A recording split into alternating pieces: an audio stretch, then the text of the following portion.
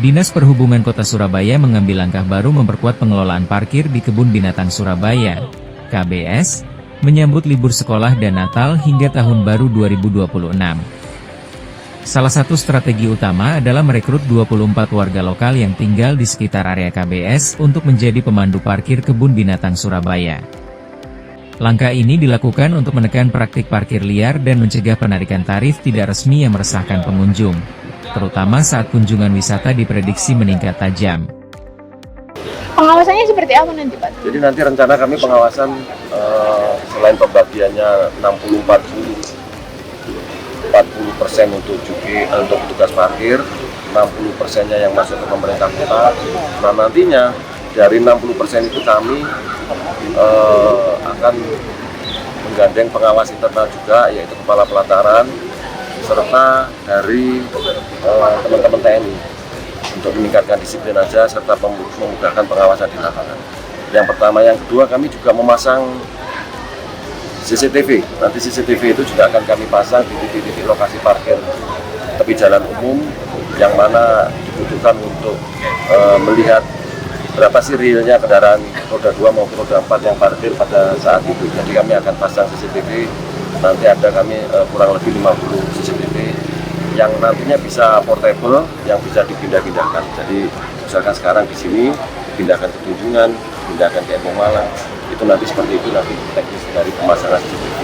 Untuk tarif parkirnya sendiri, Pak, setiap kendaraan, setiap wilayah sama apa gitu? Sama, ada 5.000 dan ada roda 2 untuk 2.000. Berarti tidak berlaku jam-jaman ya, Pak?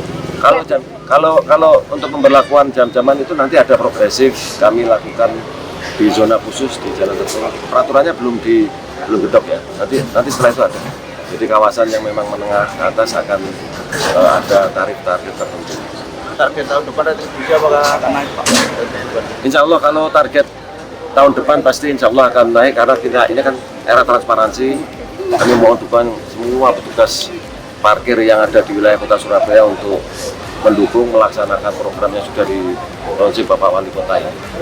Keterlibatan warga sekitar merupakan bagian dari upaya pemerintah untuk menciptakan pengelolaan parkir yang lebih tertata dan aman. Rekrutmen warga sekitar diharapkan dapat memperkuat pengawasan lapangan, sekaligus memberikan kesempatan pemberdayaan ekonomi bagi masyarakat setempat. Warga direkrut untuk mencegah yang petugas parkir liar atau jukir liar yang datang terus mengenakan tarif kurang lebihnya tidak sesuai dengan tarif. Dishub juga menggandeng Polrestabes Surabaya, Samapta, Satpol PP, BPBD, hingga Gartab 3 Surabaya dalam pengawasan terpadu selama periode liburan serta pemasangan CCTV. Untuk memastikan ketertiban di lapangan, seluruh personel Dishub tetap bertugas selama masa liburan. Pengaturan shift dan rotasi petugas dilakukan agar pengawasan berjalan optimal. Pak, ini kan yang masih menjadi resah itu kan juga liar, Pak. Apalagi sekarang kan sudah masuk libur sekolah, Pak. Kalau di tempat wisata nanti gimana, Pak? Jadi pengawasan kami bersama-sama dengan Polrestabes Surabaya, Satsamapta, maupun dengan Satpol PP, juga BPBD, kami akan melakukan pengawasan untuk libur Natal dan Tahun Baru ini. Utamanya prioritas kami yaitu di Kebun Binatang serta di Kenjeran.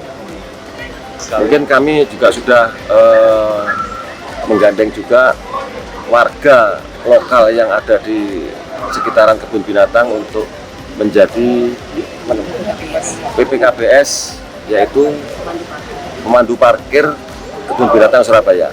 Ada kurang lebih 24 orang yang sudah kami rekrut untuk menjadi atau untuk membantu pemerintah Kota Surabaya, dalam hal ini Dinas Perhubungan Kota Surabaya atau PTD Parkir, bersama-sama untuk mencegah yang tadi disampaikan petugas parkir liar atau jukir liar yang datang terus mengenakan tarif kurang lebihnya tidak sesuai dengan tarif 50.000 sampai 100.000. Kami intent nanti, kami akan turun langsung, anggota kami di lapangan, Dinas Perhubungan juga tidak ada libur pada liburan Natal Tahun Baru ini.